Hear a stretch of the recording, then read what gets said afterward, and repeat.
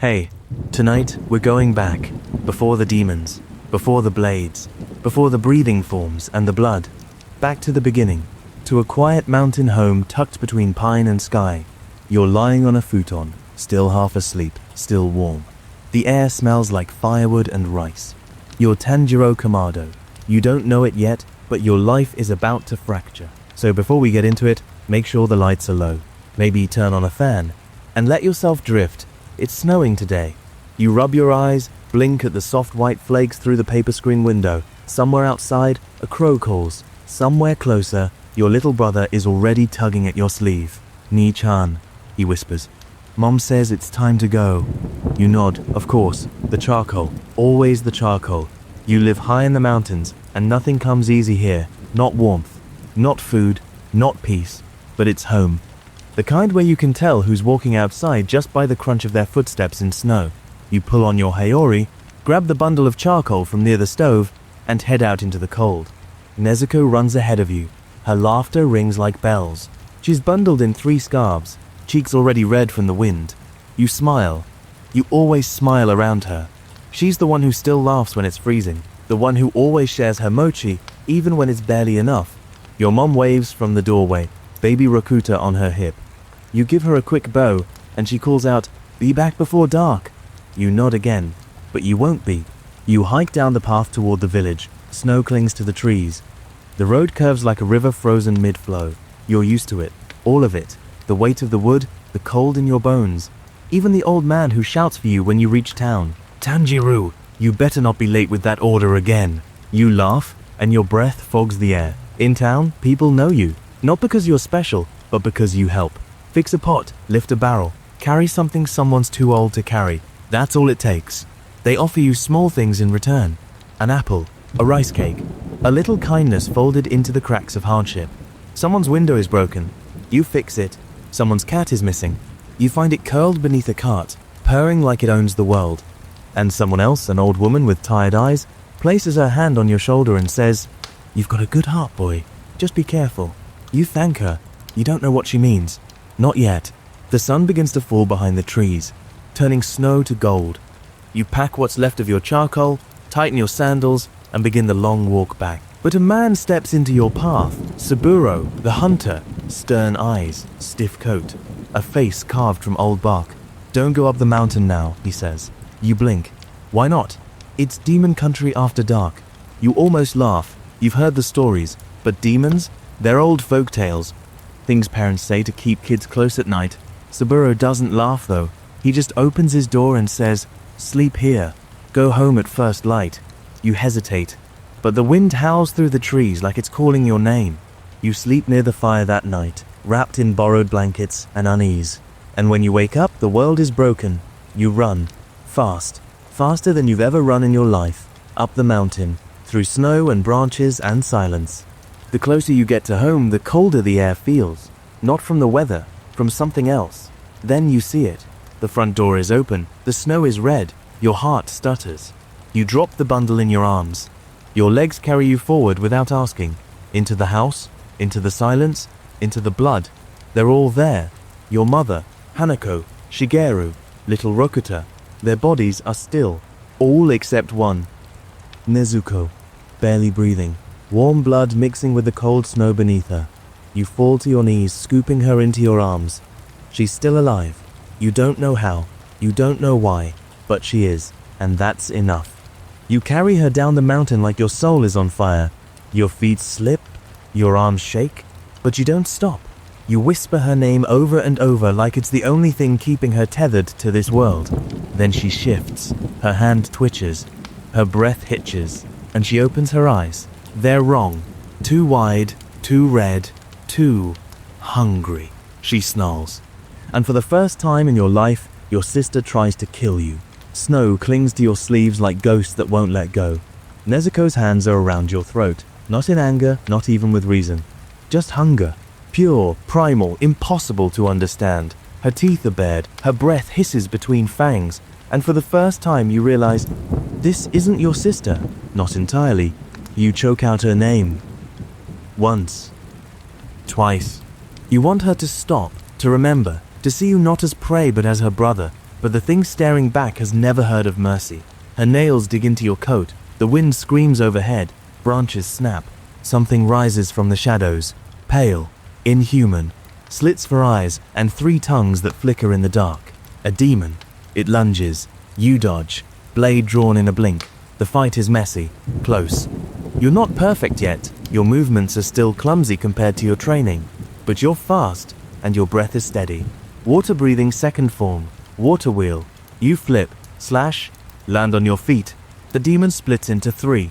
You blink. Triplets? 1 body, 3 forms, slithering through the street like oil on water. They move in sync. Teeth bared. Voices like cracked bells. You smell delicious. You don't answer. You listen. You feel. The scent is strongest beneath the house. You dive straight into the dark. The world becomes mud and roots and bones. You fight, and this time you win. One by one, they fall. Your sword cuts through them like waves crashing against stone. The final one tries to flee, whispering something about a name, a master, someone who gave him power. He says the name like a curse.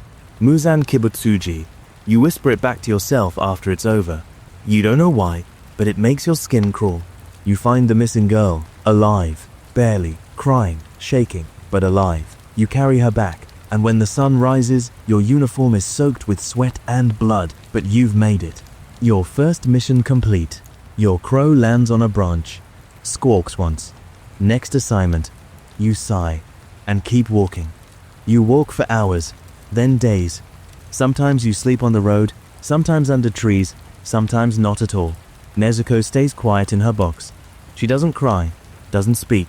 But every now and then, when you rest against a tree trunk or lean too far to one side, you feel her shift like she's reminding you she's still here, still with you. Your crow brings word of a new city, bigger than the last. Bright lights, stone roads. No mountains, no snow, just noise. You don't like it. The air is thick, too many smells at once. Oil, rice, perfume, ink. It makes your nose twitch and your heart pound. You don't belong here. But then, you freeze. There in the middle of the crowd, a scent. That scent, blood. But deeper than blood, the scent from your house. The one you thought you'd never smell again. You turn your head slowly, and you see him. A man, sharp suit, pale skin, calm eyes, walking with a woman on his arm and a child beside him. Smiling, laughing, normal.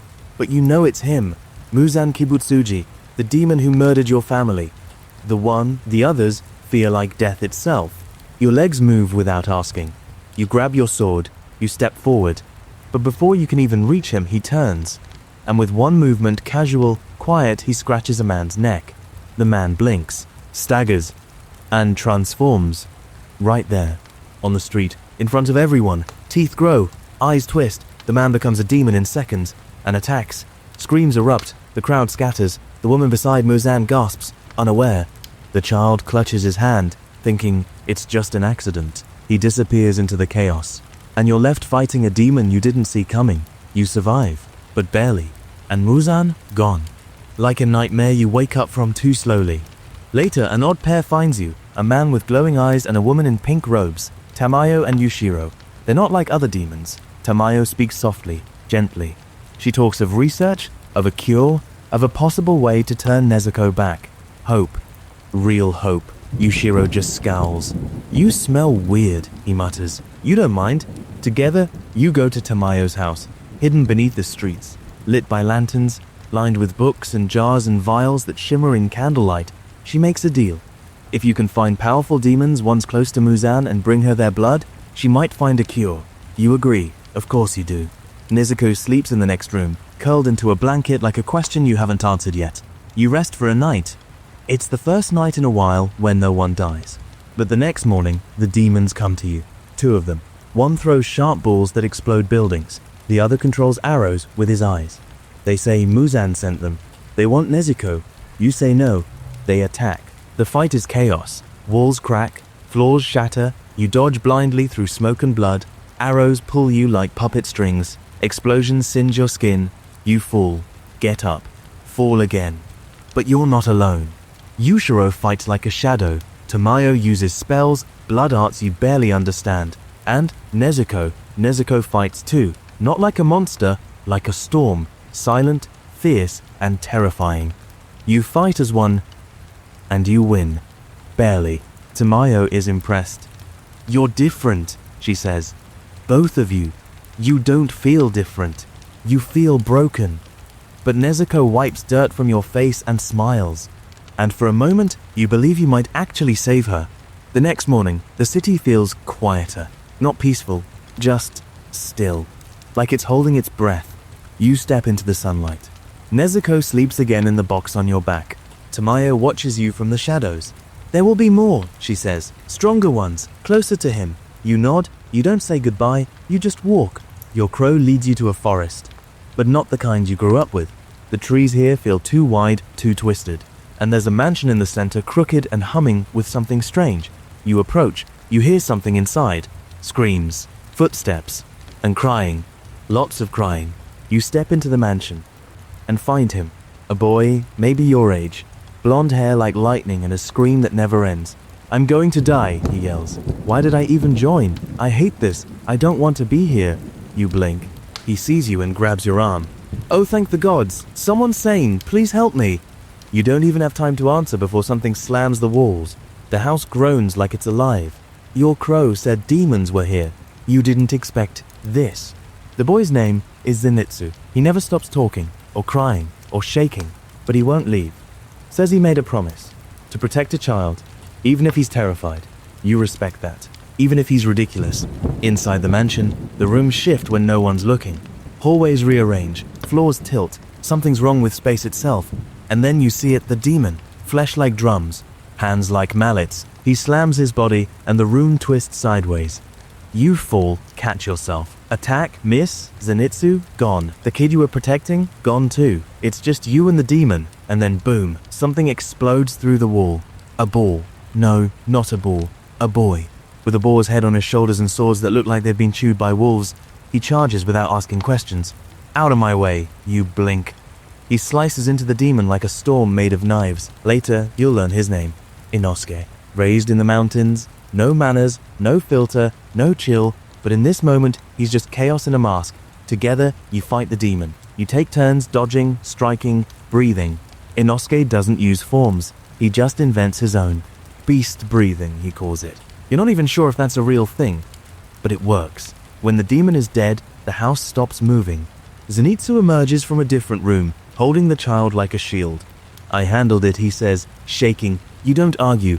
The three of you walk back together. Nezuko joins you, stepping out of her box to comfort the crying child. Zenitsu stares at her for too long. "She's beautiful," he whispers.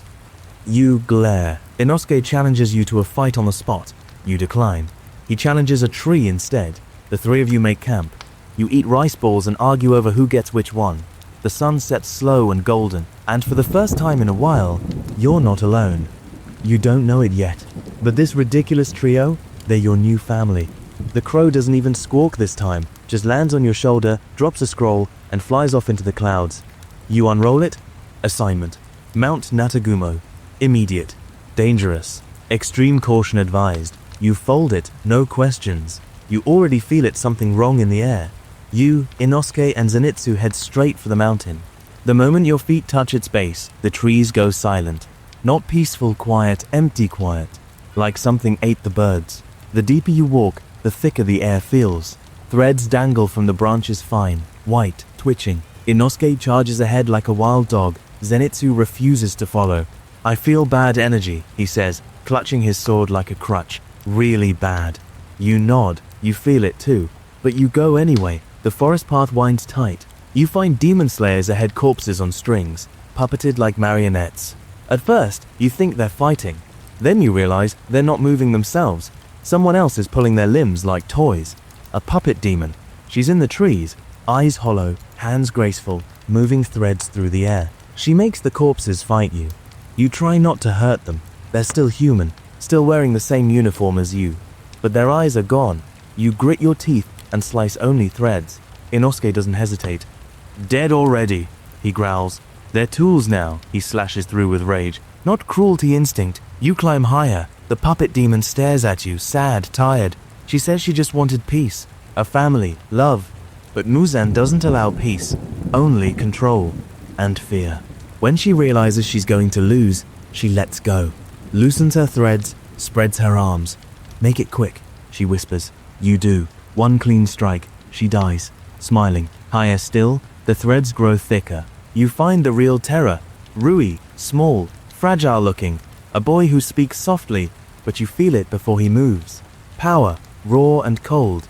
He calls himself a lower moon, one of Muzan's chosen. He says he has a family, but none of them are real. They're demons forced into roles. Mother, father, sister, all scared of him.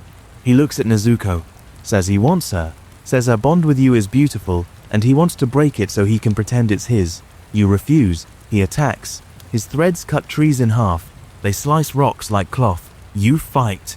You breathe. You break. Water-breathing fifth form.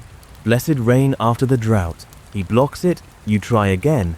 Nezuko joins you. She bleeds. You fall. Rui doesn't sweat. He says your bond is fake. He says he'll show you what real fear feels like. You reach for something deeper, something you've never tried. The memory of your father dancing in the snow, his slow, elegant steps. The Hinokami Kagura. You move like flame. Red sparks flicker from your blade. Rui slices. You dive. He cuts. You burn. Your sword glows. You get close. Too close. And then, the thread wraps around your neck. You brace for it, for the snap, but it doesn't come, because Nezuko moves. Her blood ignites. Flames burst from her veins and catch Rui's threads like dry leaves. She screams. Not words, just instinct. Pain and love mixed together. Your sword connects. Rui's head falls. But something's wrong. He switched bodies at the last second. The real fight isn't over. You're too weak to stand. Then a blade flashes from the trees. Fast, precise, almost invisible. Gyu Tomioka, the water Hashira. He finishes Rui in a heartbeat. You blink once. It's over. Nearby, another Hashira Shinobu Kocho ends the last demon with a smile and poison on her blade. You try to speak, try to say thank you, then everything goes black. You wake up to the sound of wind chimes, soft, gentle, almost peaceful, until you feel the ropes. You're tied, hands bound behind your back, ankles secured. Nezuko's box rests beside you, unopened but watched. You try to sit up, but there's a weight in the air heavier than the ropes. Eyes. So many eyes. They surround you. The Hashira, the elite swords of the Demon Slayer Corps. You don't need to know their names to feel their power. It rolls off them like thunder that hasn't struck yet. You kneel on the stone floor, and they stare. One leans forward, tall, wild-eyed, flame-colored hair. Kyojuro Rengoku, the flame Hashira. Another slouches back, eyes bored, voice bored. Tengen Uzui, sound Hashira. There's a man who smiles too much. A girl who won't stop crying. One who mutters about poison. Another who just glares. At the head of them stands a man so still he could be a statue. Kagaya Ubiyashiki, the master. But he hasn't arrived yet. Instead, it's the wind Hashira Sanemi Shinazugawa who steps forward first, and he doesn't ask questions. He pulls the lid off Nezuko's box and stabs it. You scream. Your voice breaks. Your body twists. The ropes bite into your skin. He does it again. Blood drips down the wood. You beg. He draws the blade back again, then stops, because the box creaks. Slowly, Nezuko steps out, eyes low, hands folded, and then she turns away, refuses to attack. Even with blood in the air, even with pain screaming through her spine, she stays still, because you asked her to. You fall forward, breath gone. The master arrives then late, soft-spoken, gentle like fog. He listens to you. Not your words, your tone, your pain. He nods once, says your bond is rare, says maybe it's a sign, says he will allow it your continued missions, your fight beside her. The Hashira disagree. Some shout, some laugh, some leave in silence. But they obey, because he said so. Later, you're released. You collapse onto your knees in the garden. The wind moves through the leaves like a quiet apology.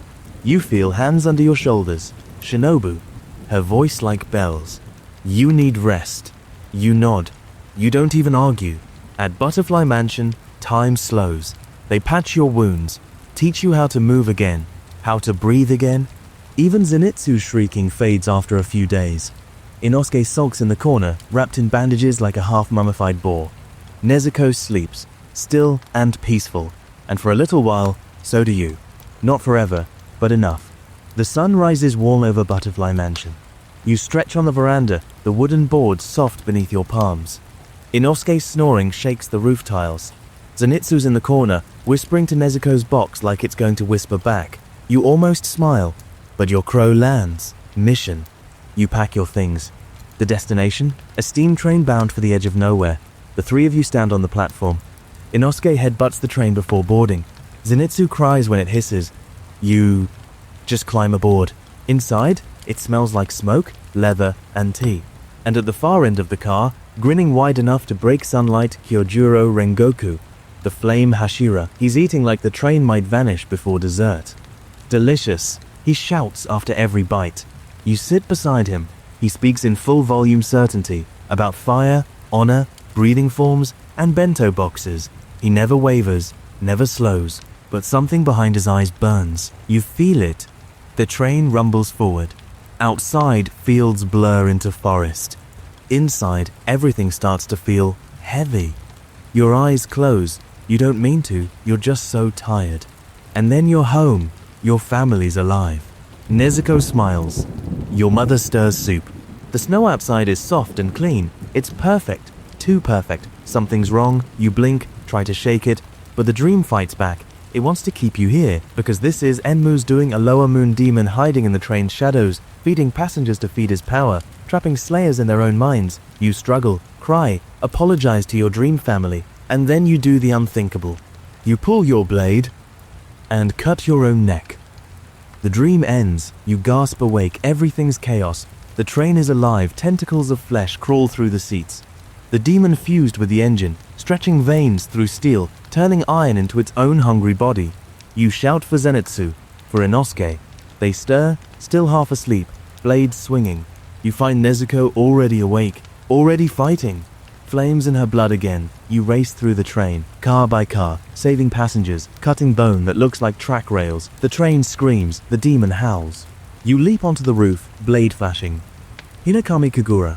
Fire dances across your vision. You sever the demon's core hidden in the front car. The train derails. You hit the ground hard. Pain explodes through your ribs. But you're alive. The demon? Dead. You catch your breath. It's over. You think. But then you feel it. The air tightens. A shadow drops from the trees. Eyes like cracked ink. Veins coiled in every limb. Akaza, Upper Moon 3. He lands soft, like a whisper before a scream, and smiles. Straight at Rengoku. Akaza lands without sound, but the ground seems to shiver beneath him anyway. He's smiling, the kind of smile that doesn't reach the eyes. That wasn't born from joy. That comes from knowing you can't win. You're still on the ground. Ribs broken, legs barely working. You reach for your sword, but it feels so far away. Beside you, Nezuko stirs. Inosuke coughs. Zenitsu groans. The survivors of the train wreck are still scattered, dazed. Only one person is standing, Rengoku. He doesn't flinch, doesn't ask questions, just breathes calm, deep, steady. Akaza tilts his head. You're strong, he says, voice light. Become a demon, live forever, train forever. You could reach heights no human ever will. Rengoku exhales once, then smiles. Number. He doesn't yell it, doesn't spit it, just says it. Like fact, like flame. And then they move. You can barely follow. 1 second, Rengoku is standing. The next, fire explodes around him. Flame-breathing second form, rising scorching Sunday. His sword glows with heat. Akaza blocks with ease, then counters a punch that craters the earth. Rengoku dodges.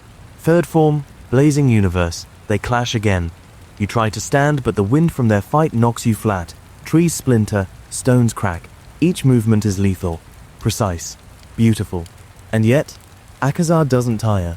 His wounds heal the moment they open. His skin closes like water. Rengoku bleeds, but doesn't back down. Fourth form, fifth, ninth. He cycles through them like verses of a sacred song. His breathing grows ragged.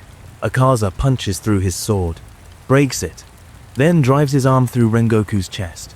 You scream, Inosuke yells. Zenitsu tries to crawl forward, but Rengoku doesn't fall. His hand clamps around Akaza's arm, locking it in place. He refuses to die. The sun is rising. Slow, soft. Akaza curses, tries to pull away. But Rengoku won't let go. He smiles, teeth red with blood, and whispers, "You've lost." The first ray of sunlight touches the treetops. Akaza rips free and vanishes into the forest, cowardly, burning, running. Rengoku drops to his knees. You reach him just in time to catch his fall. His blood is everywhere, on your hands, your arms, your face. He smiles anyway, like it's okay, like you did enough. He says, "Your father knew the Hinokami Kagura, that there's more to learn, that your sister is special, that your fire is still growing." You cry. You hold his hand. You whisper, "Don't go." He just looks at the sky. "It's a beautiful morning," he says, then closes his eyes and breathes no more. Later, your crow delivers the message to the core. The flame Hashira has fallen, but he did not break. You and the others stand in silence, watching the wind move through the grass like flame without fire. And for a moment, it feels like he's still there, watching. The days after Rengoku's death are quiet, too quiet. You train harder than ever, blades slicing through air, breath slow and sharp, every motion haunted by the way he smiled as he died. Nezuko watches you. Sometimes she curls into your side when you fall asleep on the porch, too tired to move. Your crow lands one morning. A new mission, a new Hashira, Tengen Uzui. You meet him on a rooftop, flashy robes, headband glittering, 3 wives, 2 swords, and an ego so loud it nearly knocks you off your feet. "I'm the god of festivals," he says, arms crossed. You blink. Zenitsu shrieks. Inosuke challenges him to a screaming contest. Nezuko tilts her head and climbs into her box again. Tengen ignores you all. "We're going undercover," he says, "to the entertainment district." You don't know what that means yet, but when you arrive you get it. The streets are glowing, lanterns sway, music pulses from every window. Perfume floats through the air like fog. It smells like lies and money. Tengen's wives, all kunoichi, have gone missing while investigating demon activity here. He splits you up. Disguises, wigs, makeup. You go undercover in rival courtesan houses, pretending to be workers, errand boys, background noise. It would be funny if it weren't so dangerous. Every building hides secrets. Every smile is rehearsed. Every alley is too dark. Zenitsu disappears first. No sound, no trace. Then, Inosuke finds a clue sound from the walls, like movement behind the plaster. You follow it, through tunnels, through shadows, through silk-lined rooms. And then you meet her, Daki, a demon draped in beauty and venom. Her sash flows like ribbons in water, except it slices through people like knives. She smiles as she fights. She's strong, fast, elegant. She taunts you as her belts split walls and strangle hallways. You dodge, burn through water-breathing forms and reach for the Hinokami Kagura. But it's not enough. She's Upper Moon 6, and she's not alone. Tengen bursts in spinning, flashing, shouting. Sound breathing cracks the walls. He fights with rhythm, like battle is a dance, and his swords are symbols. But even he seems strained, because when Daki bleeds, she smiles wider. And then, another voice, another presence. Gyutaro, her brother, twisted, grinning, poison in every move. He crawls from her shadow like rot from a wound. They're 2 demons in one, Upper Moon 6, split between them. And you're just 3 battered slayers and 1 sleepy demon girl in a box. You grip your sword tighter, because you're not giving up. Not here, not in this place of silken death. Gyutaro crawls from Daki's body like a parasite with a grin. His eyes glow green and hateful. His body is twisted, like his bones never agreed on which way to grow. Sickly muscles coil around jagged sickles. And his voice? Like nails on glass and envy made human. "You have a pretty face," he sneers at Tengen. "I want to ruin it." Daki laughs. "Let me have the girl," she says, nodding at Nezuko's box. You draw your sword. You've never faced anything like this. 2 demons, 1 body, 2 minds, 2 sets of pain, rage, cruelty feeding each other. Tengen spins forward, his swords chained, swinging like fireworks across the sky. Sound breathing. Every strike echoes like drums. But Gyutaro dances through it, fast, slippery, laughing as poison drips from his blades. You lunge at Daki, sword igniting with Hinokami Kagura. The fire burns hot. Your chest screams with every breath, but you don't stop. She dodges. Her sash wraps around your leg, slams you through a wall. You hit the ground gasping. Somewhere nearby, Zenitsu appears. Eyes closed, calm. When he sleeps, he fights. Thunder-breathing first form. Lightning splits the air, and from above, Inosuke drops through a roof like a screaming boar comet. Blades wild. Laugh sharper than it should be. You fight together. Not smoothly, not cleanly, but hard. You drive Daki back. Zenitsu slices her belts.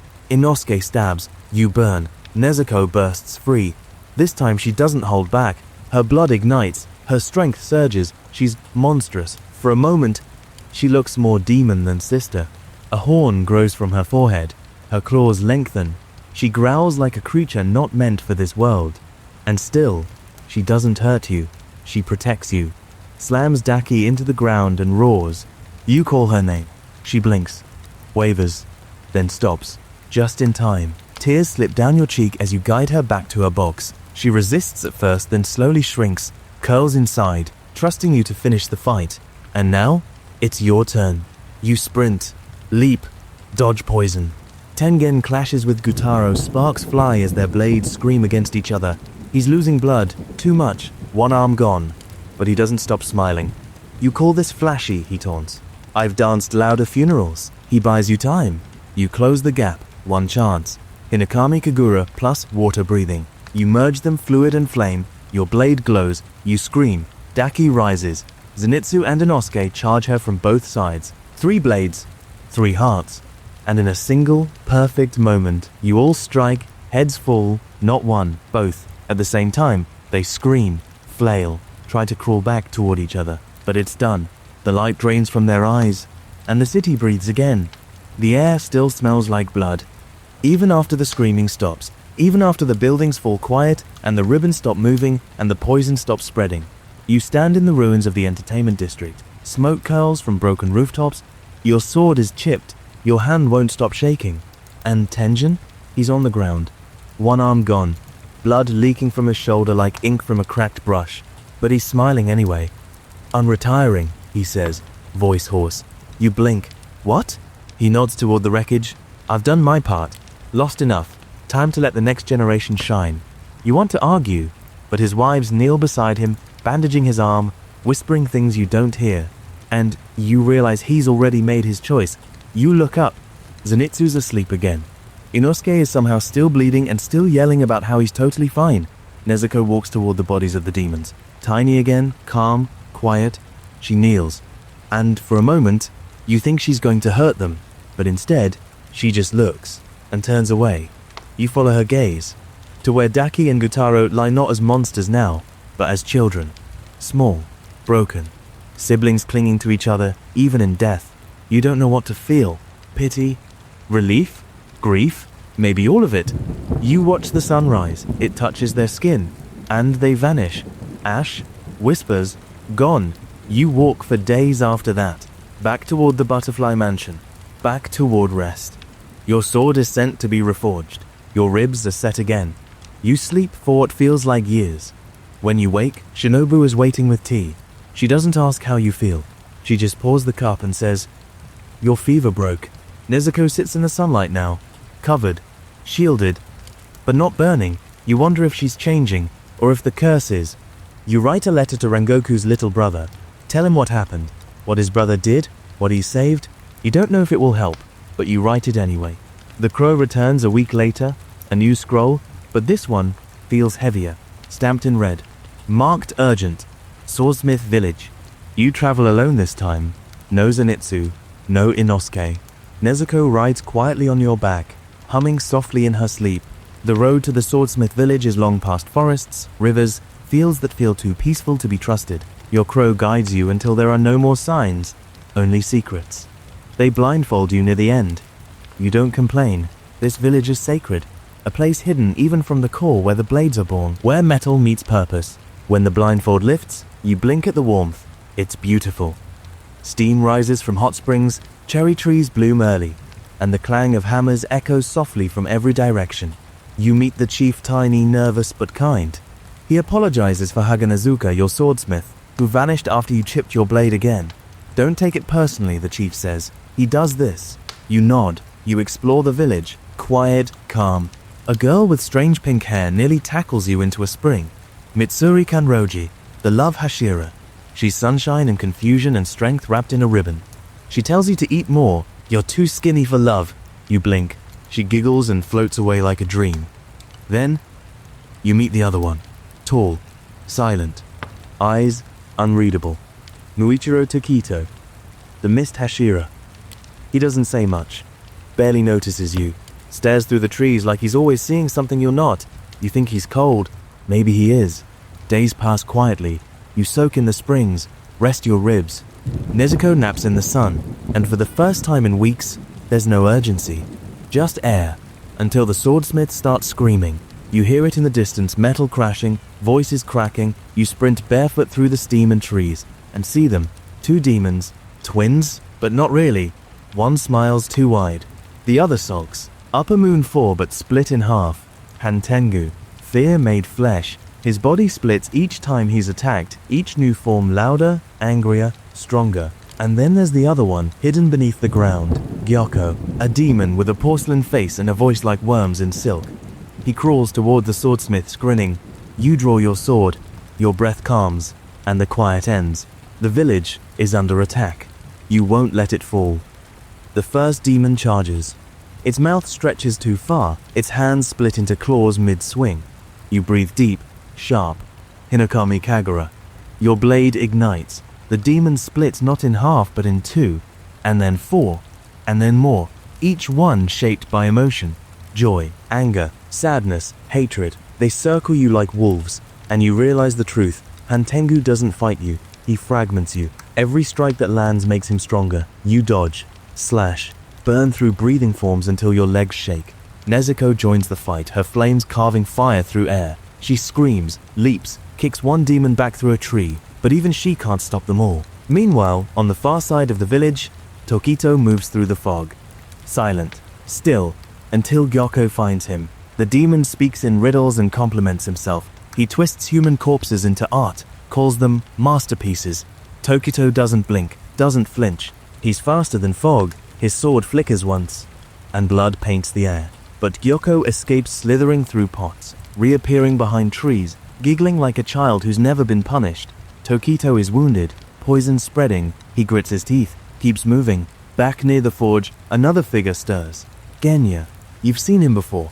Gruff, quiet, eyes filled with something half broken. Now he's fighting like an animal, bleeding from the mouth, reloading a shotgun made of breath and prayer. And he's not human. Not completely.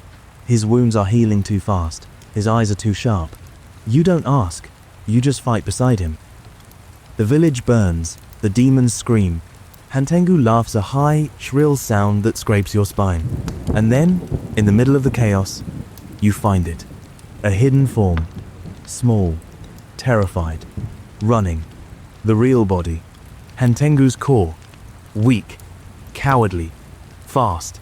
You give chase through trees, over rooftops, across the smoke-filled sky, and for a moment, time bends. Your blade moves without you, a memory not your own, a dance passed down by blood. Flame turning to breath, turning to something older.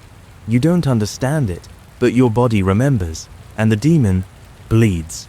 Far away, in the heart of a half-collapsed building, Tokito falls, blood on his lips, poison in his veins. And then water, a memory, a hand.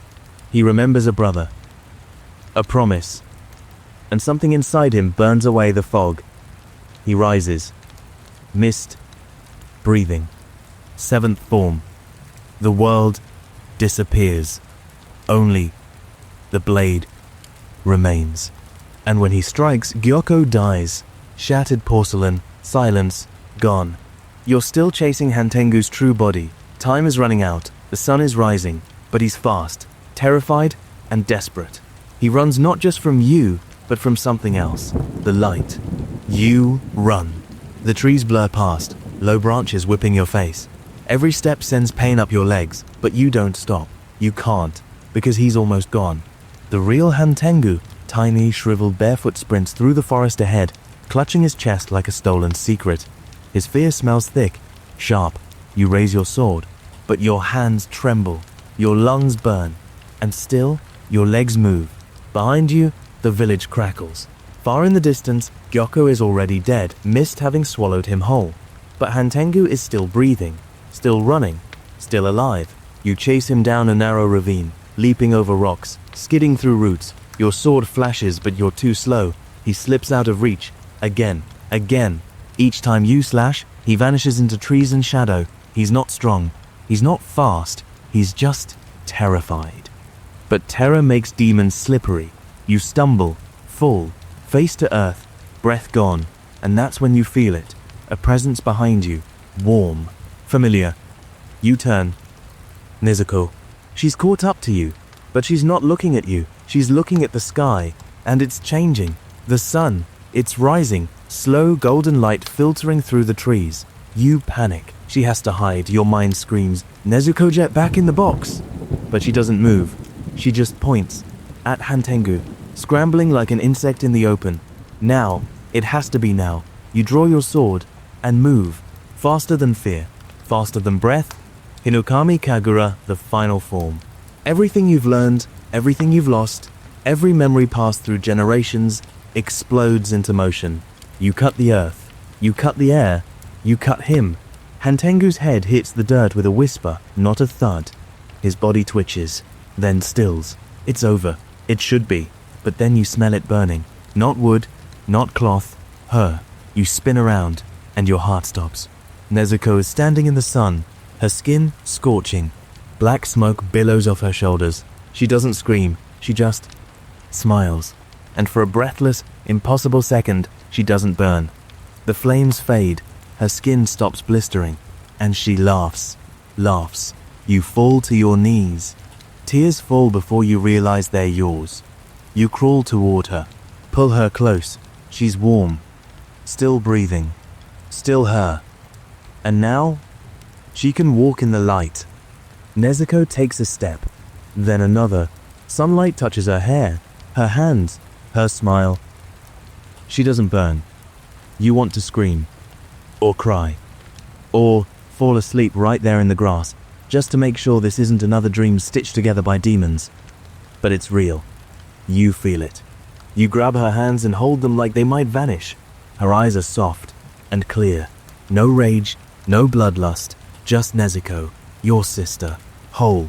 For the first time in years, word spreads quickly. Crows carry the news across mountains and forests. Nezuko walks in the sun. It's not a miracle. It's a threat. To Muzan, to every demon who's ever feared daylight, to the curse that has ruled for centuries. And Muzan hears it. You feel it like thunder before a storm. He knows.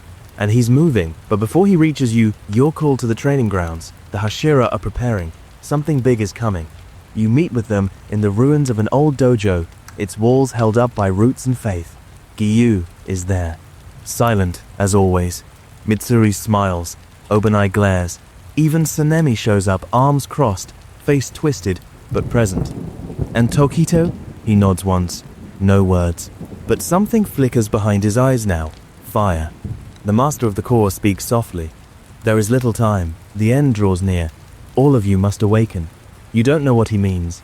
Not yet. You train for weeks. Pushing your body past every limit you once respected. Your scars reopen. Your hands bleed. But you breathe through it. Hinokami Kagura is no longer enough. You try to understand more, deeper. You remember your father's movements. Not just the dance, but the rhythm beneath it. You meditate, you fight, you burn. And then one night, you collapse. The world tilts. And when you wake, there's a mark on your forehead. A little deeper than the scar that once sat there, shaped like flame. It pulses when you grip your sword. The Demon Slayer mark. You don't know what it means yet, but the others do. And they look at you differently. A few days later, you're summoned by the swordsmiths. Haganazuka is there, arms crossed, face covered, voice shaking with fury and pride. He says nothing. Just hands you a sword. You unsheath it. It's heavier, hotter, like it remembers things even you don't. Forged from a blade left behind by a slayer long dead, steel black as midnight. You grip it tight, and your crow lands. Final mission. Muzan has been found. Night falls fast. Too fast. You and the Hashira gather beneath the quiet sky. The Demon Slayer corps stands taller than ever before, blades drawn, heart steady, breath slow. Nezuko is safe. For now, you left her behind, under heavy protection, because this mission isn't about saving her anymore. It's about ending everything. A crow screeches. and the world splits. Literally, a ripple moves through the ground like a heartbeat, and suddenly the earth folds in on itself. You fall. You're not alone. The other Hashira tumble beside you, Rengoku's memory, Mitsuri's hair flowing like petals, Gyu's eyes locked straight ahead, Sanemi with teeth bared, Obanai breathing hard, Tokito silent as fog. The Infinity Castle. You land hard, but the floor shifts. Walls bend like paper. Stairs grow where ceilings should be. The entire place moves. Breath catches in your chest. It's not a place, it's a demon. Muzan's domain, a fortress made of flesh and death and whispers, and you've just entered its stomach. The moment your feet touch the floor, demons rise, not just one, upper moons, the final ones. You don't get to fight Muzan right away. He's watching, he's waiting. First, you have to survive them. The walls stretch and you're torn from the others. The castle splits you all apart. You scream for them, no answer. You land on a blood-stained balcony, and from the shadows, a voice slithers forward, mocking. Slow. Tanjiro Kamado. Your name? Coated in venom. Kokushibo. Upper Moon 1. He steps forward, tall and calm, 6 eyes fixed on you. His blade is shaped like a branch, black, uneven. His aura crushes the air. He doesn't strike. He waits, because this fight isn't his. Not yet. Another demon drops in front of you fast, spindly, grinning. Nakime, the one who plays the biwa. She controls the castle itself. Every note shifts the world. You lunge, but the walls shift. You fall again. Hallways stretch. Doors vanish. Ceilings spiral into stairs. Your blade flashes. You cut air, stone, nothing, until finally you find her, cornered. The biwa quiet. You leap. Hinokami Kagura tears through her midsection, and she's gone. The castle shakes, loses control, the walls collapse inward, the Hashira reconnect, some bloodied, some barely standing, but all alive. And then, he arrives. Muzan Kibutsuji, pale, perfect, eyes like polished bones. He doesn't look like a monster, he looks like silence, but the moment he steps forward, the air turns poisonous. He smiles once, and speaks without sound. I will erase all of you. Muzan doesn't roar. He doesn't posture, he simply moves. And when he does, 3 demon slayers die instantly. Their bodies hit the ground before anyone can scream. He's fast, too fast. Your eyes can barely track him, but your body moves anyway, sword raised, breath steady. Hinokami Kagura dance. Your blade arcs through the air. It touches nothing, because Muzan is already behind you. His hand brushes your neck. You twist away. It's not enough. Poison enters your veins. You stumble. But you're not alone. Gyu appears, his blade calm as a stream in spring. Water-breathing 11th form. He takes the hit meant for you. Blood splashes. But Muzan doesn't flinch. Mitsuri whips through the air, her sword curling like ribbon. Love-breathing 6th form. She lands a cut across Muzan's chest. He heals before it finishes bleeding. Obanai follows her silent, sharp, precise. Their blades dance together like fire and silk. Sanemi crashes in from above, wind howling around him. Tokito emerges from the dust like a ghost. Mist, wind, water, love, sound. Every Hashira still alive surrounds Muzan at once. And still he doesn't fall. Not even close. He's everywhere. Tentacles of flesh lash out. Screams echo down the corridors of the collapsing Infinity Castle, and Muzan smiles. This is inevitable, he says, voice like cracked ice. I am eternal. You stand. Even with poison in your blood, even with death brushing your spine, you stand. Because something inside you won't stop burning. Not anymore. You remember your father's dance. The form was passed down, but there's one you've never used. Not fully. The 13th form. The final one. You breathe.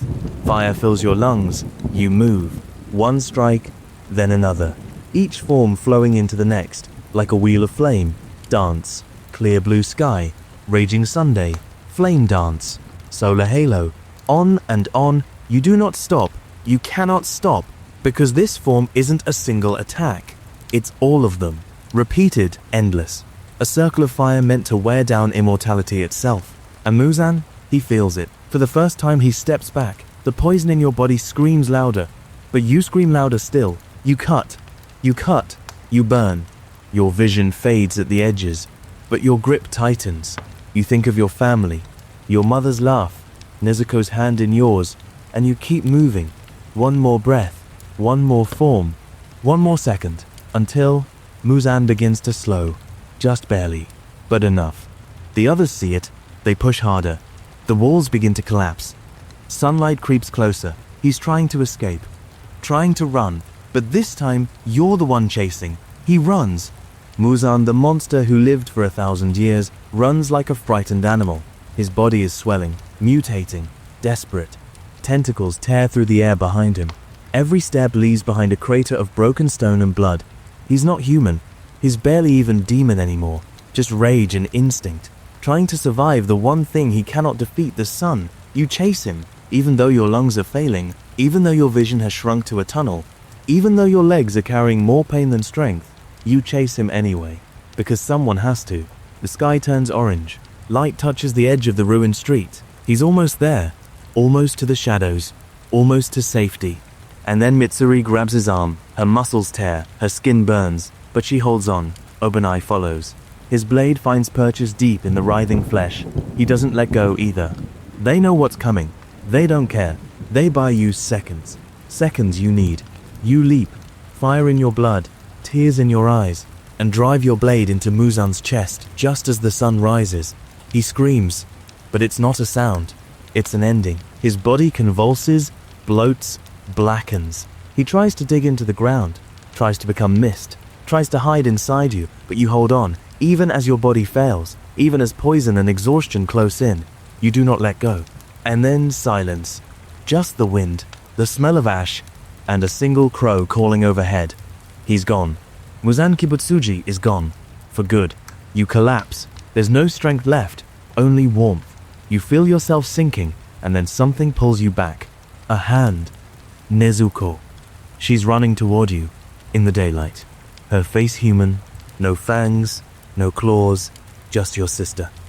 She falls to her knees and wraps her arms around you, and for the first time in so long, you feel safe. You wake up days later, bandaged, breathing.